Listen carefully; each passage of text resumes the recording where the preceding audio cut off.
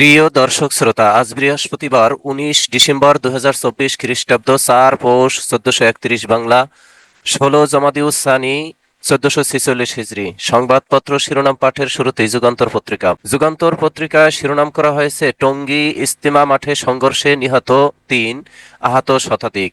অন্যান্য পত্রিকাগুলো একই শিরোনাম করা হয়েছে। অন্যান্য পত্রিকায় নিহতের সংখ্যা 4 জন বলা হয়েছে।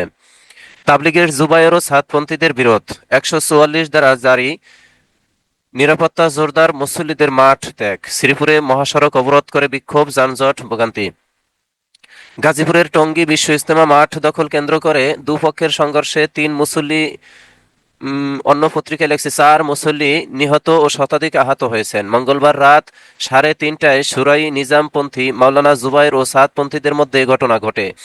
এ নিয়ে পরস্পরকে দায়ী করে পাল্টাপাল্টি বক্তব্য দিয়েছেন দুপক্ষের দায়িত্বশীলরা। পাশাপাশি নিহত 3-4 মুসল্লিকে নিজেদের সাথী বলেও দাবি করেন তারা। এ ঘটনাকে কেন্দ্র করে বুধবার দুপুরে ইজতেমা মাঠ সহ আশপাশের 3 কিলোমিটার এলাকায় 144 ধারা জারি করে প্রশাসন। আইনশৃঙ্খলা নিয়ন্ত্রণে সেনাবাহিনী, বিজিবি, র্যাব, পুলিশ, এপিবিএন সহ সশস্ত্র বাহিনীর প্রায় 1000 সদস্য মোতায়েন করা হয়। বিকাল থেকে মুসল্লিরা ইজতেমা মাঠ ত্যাগ করতে থাকেন। তাবলিগ জামাতের দুপক্ষের অনুসারীদের সঙ্গে বৈঠক করেন স্বরাষ্ট্র উপদেষ্টা লেফটেন্যান্ট জেনারেল অবসরপ্রাপ্ত জাহাঙ্গীর আলম চৌধুরী। পরে তিনি জানান, হত্যাকাণ্ডে জড়িত কাউকে ছাড় দেওয়া হবে না। হত্যার প্রতিবাদে গাজীপুরের শ্রীপুরে ঢাকা ময়মনসিংহ মহাসড়ক অবরোধ করে বিক্ষোভ করেছেন জুবায়েরপন্থী মুসল্লিরা। এতে দুপাশে দীর্ঘ যানজটের সৃষ্টি হয়। চরম ভোগান্তির শিকার হন যাত্রী ও পরিবহন শ্রমিকরা। এদিকে বিশ্ব ইজতেমার 42 দিন আগেই জোর ইজতেমায় এমন সহিংসতার ঘটনা হতবাক করেছে ধর্মানুরাগীদের। এক বিবৃতিতে উদ্বেগ ও শোক প্রকাশ করেছেন জামাতে ইসলামের সেক্রেটারি জেনারেল অধ্যাপক মিয়া গোলাম পরোয়ার। এবারে দৈনিক আজকালের খবর পত্রিকার শিরোনাম করা হয়েছে, ইজতেমা মাঠে 2 গ্রুপের সংঘর্ষে নিহত 4, পরিস্থিতি নিয়ন্ত্রণে 144 ধারা জারি, সেনাবাহিনী ও বিজিবি মোতায়েন। ইজতেমা মাঠ ছেড়েছে 2 গ্রুপ। আল আজহার বিশ্ববিদ্যালয়ে ভাষণ দেবেন আজ ডক্টর মোহাম্মদ ইউনূস। জুলাই অভ্যুত্থান অধিদপ্তর করতে যাচ্ছে সরকার। মোদির এক্স বার্তার প্রতিবাদে স্বরাষ্ট্র মন্ত্রণালয়ের বিবৃতি। টাঙ্গাইল সহ 3 জেলায় দিনব্যাপী কর্মশালায় তারেক রহমান, নির্যাতনের জবাব 31 দফা বাস্তবায়নের মাধ্যমে দিতে চাই বলছেন তারেক রহমান। 10 ট্রাক অস্ত্র মামলায় আপিলের রায়, খালাস পেলেন সাবেক স্বরাষ্ট্র প্রতিমন্ত্রী বাবর সহ 7 জন। ক্যারিবিয়ানদের বিপক্ষে টি-20 সিরিজ জয় টাইগারদের। টেক ডিজওয়ানার মামলায় সাকিবকে আদালতে হাজির হতে সমন জারি। শেখ হাসিনা ও তার পরিবারের সদস্যদের দুর্নীতি অনুসন্ধান দুদকের 5 কর্মকর্তা নিয়োগ। জুবায়েরপন্থীদের লং মার্চের ডাক, সাতপন্থীদের দাবি সংঘর্ষ মৃত্যুদায় উস্কানিদাতাদের। ইজতেমা মাঠে হতাহতদের ঘটনায় জড়িতদের ছাড় নয়, স্বরাষ্ট্র উপদেষ্টা বলছেন। সারদায় অব্যাহতিপ্রাপ্ত 311 এসআই এর পদায়ন প্রশ্নে হাইকোর্টের রুল। স্কুলে ভর্তি শেষ করতে হবে 30 ডিসেম্বরের মধ্যে। এই ছিল আজকালের খবর পত্রিকার প্রথম পাতার সংবাদ। এবারে শেষের পাতার সংবাদ শিরোনাম করা হয়েছে, মেট্রো রেলের টিকিট সংকট কাটাতে যুক্ত আছে কিউআর সিস্টেম। সম্প্রতি মেট্রো রেল স্টেশনগুলোতে একক যাত্রার টিকিটের ব্যাপক সংকট দেখা দিয়েছে। এতে যাত্রীদের ভোগান্তি চরমে পৌঁছেছে। প্রায় এ সময়ই একক টিকিট না পাওয়ায় যাত্রীদের ফেরত যেতে হচ্ছে স্টেশন থেকে। এই সমস্যার সমাধানে মেট্রো রেল কর্তৃপক্ষ নতুন টিকিট কার্ড আনা সহ আলাদাভাবে কিউআর সিস্টেম চালুর সিদ্ধান্ত নিয়েছে। ঢাকা ম্যাস ট্রানজিট কোম্পানি লিমিটেডের সূত্র জানায়, বর্তমানে মেট্রো রেলে দিনে গড়ে প্রায় 3.5 লাখ যাত্রী যাতায়াত করেন। আমার গুমের জন্য শেখ হাসিনা দায়ী, মাইকেল চাকমা বলছেন। ইউনাইটেড পিপলস ডেমোক্রেটিক ফ্রন্টের সংগঠক মাইকেল চাকমা বলেছেন, আমি মনে করি আমি প্রতিহিংসার শিকার হয়েছি। প্রধান আসামি হিসেবে আমার গুমের জন্য শেখ হাসিনাকে দায়ী করছি। তার সঙ্গে আরো যারা জড়িত ছিল, যারা সহযোগিতা করেছে তাদের বিরুদ্ধে অভিযোগ দেব। লিখিত অভিযোগে বিস্তারিত দেওয়া হবে। বায়ু দূষণ নিয়ন্ত্রণে টাস্ক ফোর্স শিগগিরই কাজ শুরু করবে উপদেষ্টা রেজওয়ানা। পরিবেশ ও প্রাণী সম্পদ মন্ত্রণালয়ের উপদেষ্টা সৈয়দা রেজওয়ানা হাসান বলেছেন, বায়ু দূষণ নিয়ন্ত্রণে একটি টাস্ক ফোর্স গঠন করা হয়েছে, যা শিগগিরই কাজ শুরু করবে। দূষণকারীদের বিরুদ্ধে ব্যবস্থা নেওয়া হচ্ছে এবং সিঙ্গেল ইউজ প্লাস্টিকের ব্যবহার নিরুৎসাহিত করা হচ্ছে। রাজধানীর Bangladesh institute of international and strategic studies আয়োজিত বৈশ্বিক জলবায়ু আলোচনা বাংলাদেশের অগ্রাধিকার ও চ্যালেঞ্জ শীর্ষক সেমিনারে প্রধান বক্তার বক্তব্যে তিনি এসব কথা বলেন। জয়পুরহাটে রাষ্ট্রদ্রোহ মামলা থেকে মুক্ত তারেক রহমান। চাঁপাইনবাবগঞ্জে 2 জনকে কুপিয়ে হত্যা, আটক 2 জন। অন্তর্বর্তীকালীন সরকারের সময় রেমিটেন্স বেড়েছে 27%, 26%। আসিফ নজরুল বলছেন। নেত্রকোনায় মা মেয়ের লাশ উদ্ধার।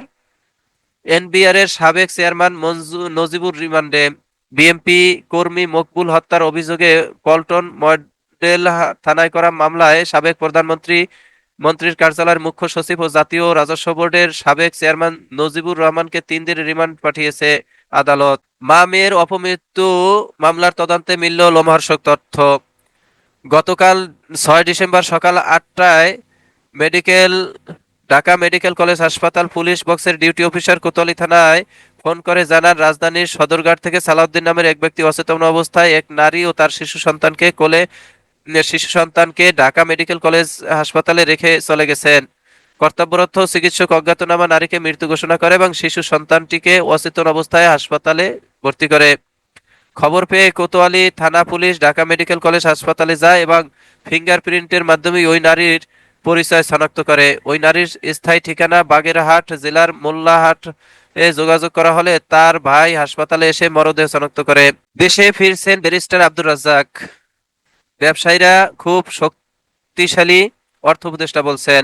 ব্যবসায়ীদের সিন্ডিকেট কি অনেক বেশি শক্তিশালী, এমন প্রশ্নের জবাবে অর্থ উপদেষ্টা ডক্টর সালেউদ্দিন আহমেদ বলছেন, সিন্ডিকেট না বলে ব্যবসায়ী যারা আছে তারা খুব শক্তিশালী। ব্যবসায়ীদের মধ্যে খুব বড় ব্যবসায়ী, মাঝারি আমদানিকারক, সরবরাহকারী, এজেন্ট আছে। এটি একটা কমপ্লেক্স যেটা ভাঙ্গা সহজ না। এনটিএমসির সাবেক মহাপরিচালক জিয়াউলের দুর্নীতি অনুসন্ধানের দুদক।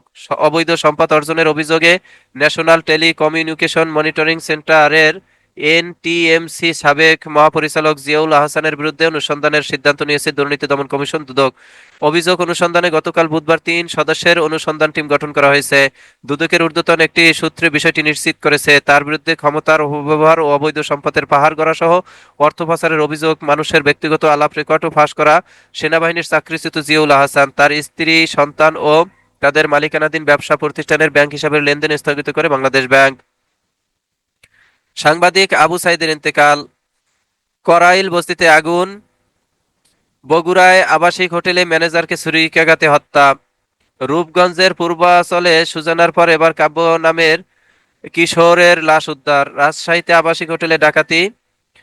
বৃদ্ধ নজির আহমেদের রোজ চলে জীবিকার সংগ্রামে। পূর্বধলার ভাইয়ের হাতে ভাই খুন। টাঙ্গাইলে মোটরসাইকেল পিকআপ সংঘর্ষে ইমাম ও মুয়াজ্জিন নিহত। টাঙ্গাইলের মধুপুরে মোটরসাইকেল ও পিকআপের মুখোমুখি সংঘর্ষের ঘটনায় 2 জনের মৃত্যু হয়েছে। সংঘর্ষের কারণে মোটরসাইকেলটি দুমড়ে মুচড়ে যায় ও পিকআপটি সড়কের পাশে উল্টে যায়। নিহতরা হলেন শেরপুর জেলার জিনাইগাতী উপজেলার শালচূড়া গ্রামের জালাল উদ্দিনের ছেলে হাবিবুর রহমান, বয়স 20। টাঙ্গাইলের নাগরপুর উপজেলার মুরাদপট্টি চুয়ালিপাড়া গ্রামের শহীদুল শিকদারের ছেলে হাফেজ হাসান সিরাজি, বয়স 18। সিংড়ায় সুস্বাদু খেজুর গুড় তৈরিতে ব্যস্ত কারিগররা। নাটোর বগুড়া মহাসাগরের শেরকোল বাজার থেকে 1 কিলোমিটার পূর্বে দুলাউরি গ্রাম। এই গ্রামের একটি একচালা টিনের বাড়িতে বসে তৈরি হচ্ছে শীতকালের সুস্বাদু খেজুর গুড়। টাটকা খেজুর রস জাল করে পাটালি, ঝোলা, লালি সহ তৈরি করেছেন নানা রকম মজাদার গুড়। দুলাউরা গ্রামের এই একচালা টিনের বাড়িটি ভাড়া নিয়েছেন রাজশাহীর বাগা এলাকা থেকে আগত 5 থেকে 7 জনের একদল গুড় তৈরির কারিগররা। গত 3 বছর ধরে প্রতি শীত মৌসুমে এ বাড়িতেই গুড় তৈরি করেছেন এই কারিগররা।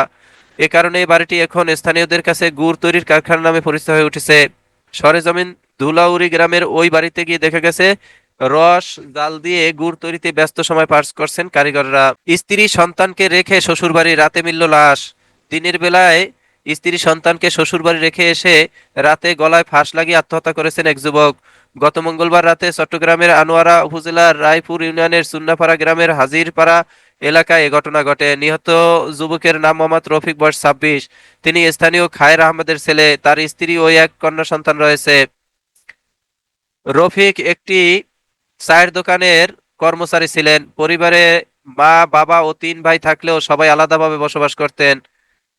নিহত ব্যক্তির পারিবারিক ও স্থানীয়রা জানান, রফিক কিছুদিন ধরে অর্থ সংকটে ভুগছিলেন। বিভিন্ন জনের কাছ থেকে টাকা নিয়ে ঋণগ্রস্ত হয়ে পড়েন। এ নিয়ে হতাশায় ভুগছিলেন তিনি। আত্মহত্যার আগে মঙ্গলবার দুপুরে রফিক তার স্ত্রী সন্তানকে শ্বশুরবাড়ি রেখে আসেন। রাত 9টার দিকে দরজা বন্ধ করে ঘরের ভেতর রশি দিয়ে ফাঁস লাগিয়ে আত্মহত্যার চেষ্টা করেন। ওই সময় আশপাশের লোকজন বুঝতে পেরে দরজা ভেঙে তাকে উদ্ধার করে হাসপাতালে নিয়ে গেলে চিকিৎসক মৃত্যু ঘোষণা করেন।